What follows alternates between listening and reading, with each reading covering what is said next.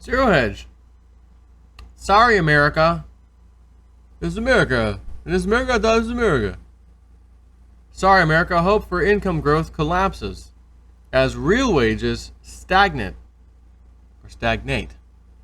for second month in a row. Hope was never a good strategy.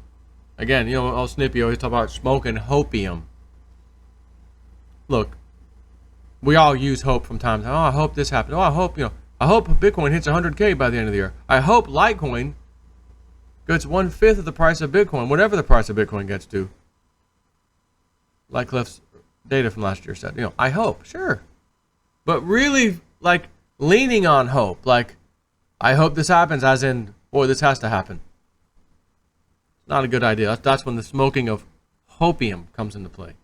And if you're a realist, you can't smoke the hopium, so to speak. Hope was never a good strategy. Since President Trump was elected, expectations for rising income soared to its highest level since 2001 in March. However, as real average hourly earnings growth has subsided, that hope has suddenly crashed back to reality. So much for those soft survey questions. In fact, for the last 2 months, real average hourly earnings growth has been unchanged on a year-over-year basis. But it's not like you didn't get a pay raise in America. Real average weekly earnings are up, 88 cents from a year earlier to $371.05. So stop complaining. Very quick article. Does have a chart to show you. U.S. real average hourly earnings from 82 to 84.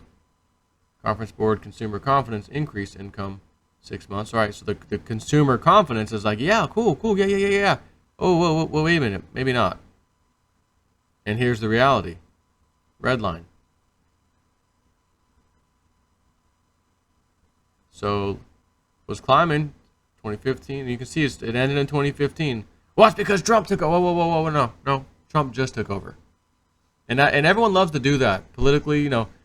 If your president didn't make it, oh, look what he's doing. Look at the economy when he's in charge. Well, and then they say, well, yeah, that's because he was left with this mess the last president gave him. And then the next, voting season happens, and then they win, and you lose, and then you get to say that to them. Look at the economy that this guy's got. Oh, real nice. Well, it's because the last guy, your guy left it to him. And it's all meaningless. Either side is meaningless. It means nothing. It's an economic cycle, and things suck when people are in charge, and things are awesome when people are in charge. It just depends on the timing. It has nothing to do normally with the person in charge. Now, because the corporatization of our government has happened over a period of time, a long period of time, if you do get the right person in there, they can actually make some noticeable changes. But it doesn't happen overnight. It doesn't happen in a year. It takes time. For example, our manufacturing base is pretty much gone. Almost all. In China, India, other places. So you get a guy in this example like Trump who says, I want to bring that back home. Let's bring manufacturing back. Let's bring this and that back. That can certainly help. But again, it doesn't happen overnight. So there are instances where, the person in charge can actually make a difference. But mostly it doesn't, because all these so-called people in charge, left and right, Democrat, Republican, up until now, up until I say Trump, honestly, we're just towing the line. They're corporate pals.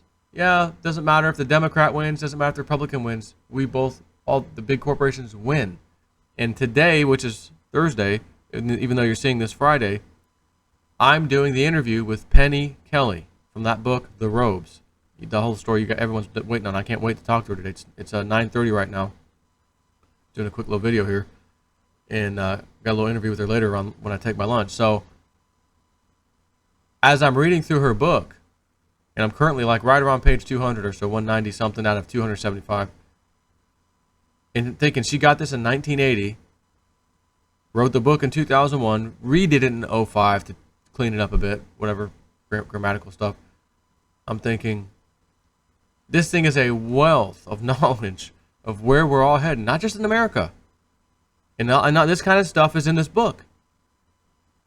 And how we're chasing these dollars every day, chase the dollars, and if I get more dollars, then I'm the man, and I'm smarter than everybody else, and I'm this or that. It's like, it describes way out into the future where no one really cares about that. It's kind of a bartering system. And all this big giant corporations that do everything, there's a few of them, but they do everything. It's not very strategically good. It would be better if you had small pockets, right? Across, in this case, let's just say America, small pockets of what these big giant conglomerates do. That way, if something happens to that thing, or it decides to try to take over the world, Monsanto, merger with Bayer, excuse me, smaller pieces of that do the similar things. I'm not saying creating poisonous weed killer, but just whatever, pick your favorite manufacturing thing.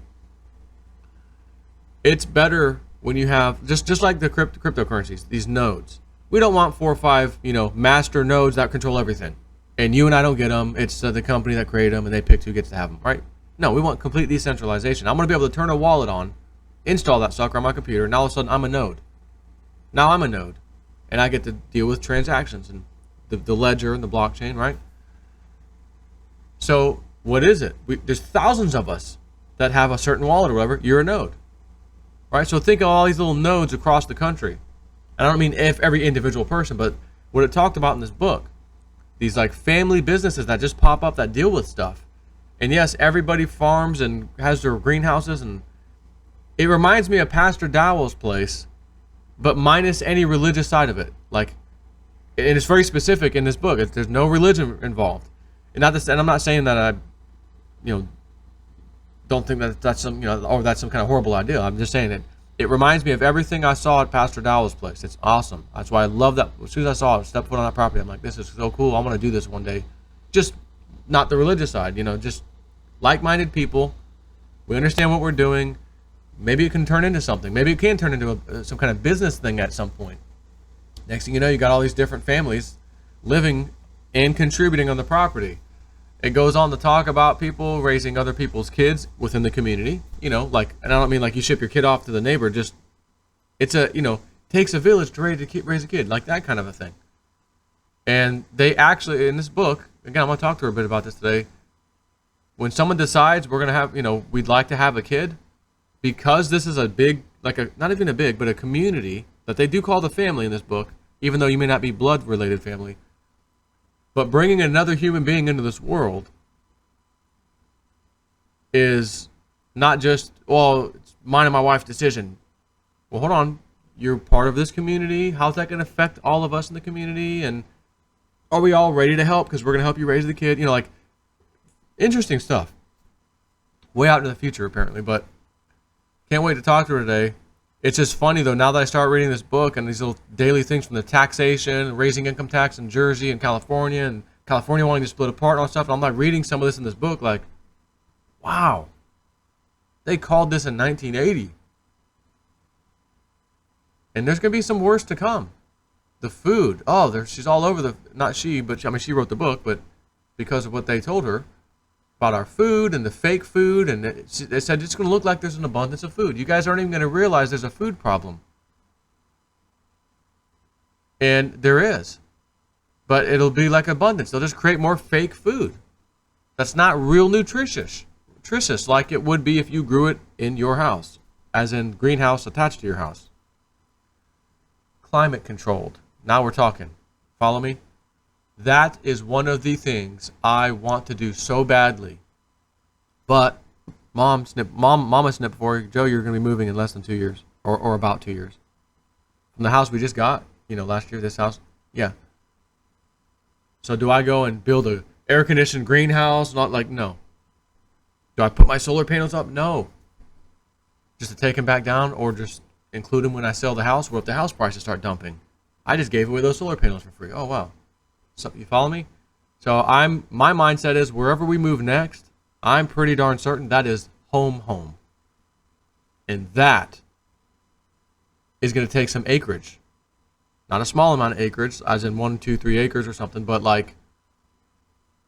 minimum I'm thinking of 5, 10, 20 to start that dream. And it would be nice to have a little bit of a community thing where some like-minded individuals that I've met over the years and or my own family, let's all move on the property together. Let's all do what needs to be done on our property. So, I'm like seeing these things in this book like, oh, it makes a lot of sense. Yeah, why the hell are we doing things like that? Oh, it's really interesting. The Robes from Penny Kelly. She says they'll get the 2005 one because I asked her, do I get the 01 or the 05? Because the 01's got way more, like 100 more pages or so. She goes, no, get the one from 05. Matter of fact, you can get off my website, she says, for like $20, download the PDF. So I did. I wanted to read it as soon as I could coming up to Thursday. I didn't want to wait for shipping and all that. Like, no.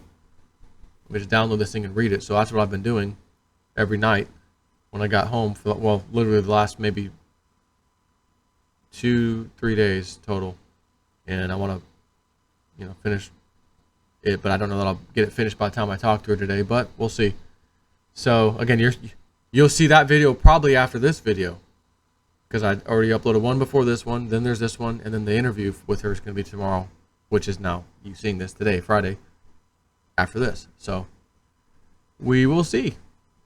I'm kind of excited. Take care.